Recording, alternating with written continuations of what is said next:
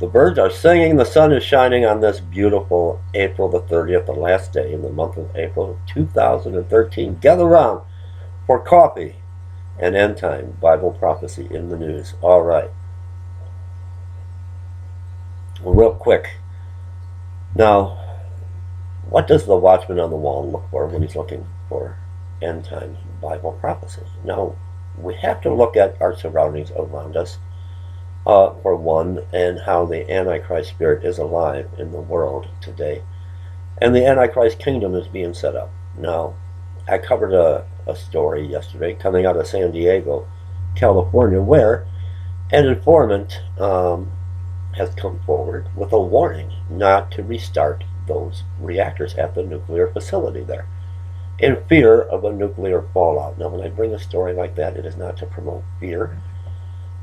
We are not to have a spirit of fear, but it's to put out the information, because a lot of times mainstream media news, they just keep you in the dark, and you don't get the proper information. So the people of that area and surrounding areas, which a nuclear fallout will affect each and every one of us, so we can all keep our eye on the situation and be made aware of and how this would relate to end times. Now, what I suggest is do what you can, do your part to inform your congressmen, your state officials of the situation, that you're concerned about them restarting that nuclear facility. Now I'm going to give you my opinion on, my personal opinion on two articles that I presented yesterday regarding another informant who is a Navy SEAL, allegedly, that came forward with this information, giving to this woman. But Barack Obama has signed an executive order, Operation Ring of Fire, to where they have these nuclear devices planted around the United States, and on May 5th, which is coming up, to detonate these nuclear devices. And where also it came out yesterday, but this Brigadier General, retired Army General, was found dead in his home with a single gunshot wound to the head. Now, when I presented this to you, I can't debunk it as of yet. I'm still trying, and I can't confirm or validate this story. But as not sounding the alarm, but as a warning, I present this to each and every one of you. But I want to give you my personal opinion on this. Now, in the blog, in the article, she states that how this event is scheduled to take place on May the 5th, but how it may not happen, how the powers that be might have now, so much attention is being drawn to this. It's kind of giving herself a way out. Keep an eye on this situation, but my personal opinion, I don't think it holds any water. I really don't believe that anything is going to happen. I don't think anything is going to happen on May the 5th or in the month of May as far as Operation Ring of Fire. Now, things may happen.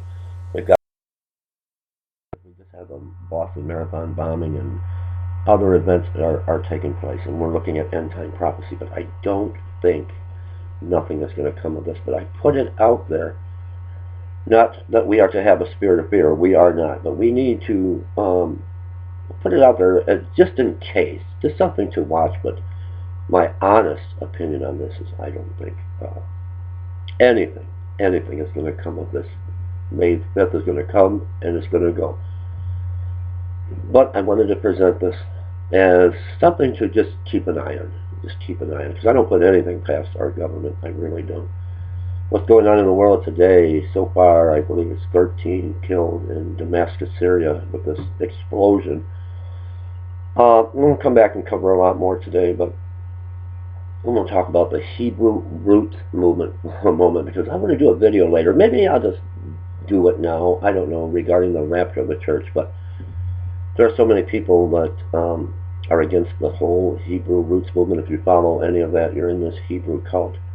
But when we're looking at end-time Bible prophecy, our thoughts are not his thoughts. Our ways are not his ways. When God created the heavens and the earth, and he said, let there be light in the filaments. And he created the stars and the moon and the sun for signs. To understand end-time Bible prophecy as the watchman does, you've got to follow his calendar, his lunar calendar, and his appointed feast days, his appointed times with each and every one of us.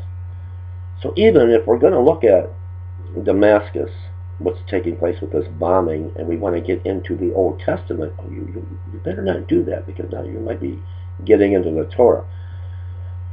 To understand and read Scripture on the fall of Damascus, and Damascus will become a ruinous heap. But maybe you might want to stick just to the New Testament, and there's a lot of Moses and law in the Old Testament and Isaiah. And now these same people that are against anyone that is part of what they call the Hebrew Roots movement, when it comes to if they believe in the pre-tribulation rapture, and I've seen many of them on Facebook, I do, and on YouTube, that they're totally against anyone that, well, you're part of that Hebrew cult.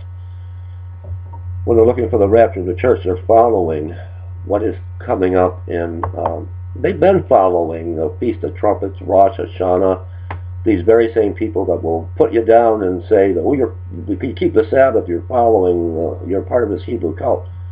But they will follow the warning signs on God's appointed feast. They will follow the feast days. Something we need to look at, and it's just, no man knows the day or the hour, but when we're looking at the rapture of the church, let's look at Pentecost 2013. I'll talk about that in a moment, because that is coming up as well. But these same people that are against the Hebrew Roots movement, oh, you're part of this cult. They always are. They get excited around the Feast of Trumpets, around Rosh Hashanah, and it's the same people that will put you down. Now, 2014, 2015, these same people are watching very close God's appointed feast, which is His appointed time, His appointments with us. They are, and that's true. I'm sorry, but this is His appointed times, His appointed times with each and every one of us.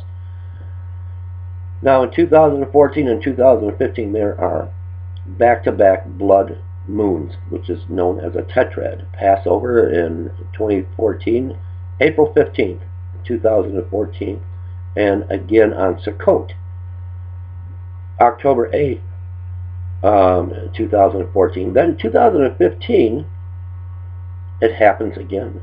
Passover, which is April 4th, 2015, and Sukkot again, which is September 28th, 2015.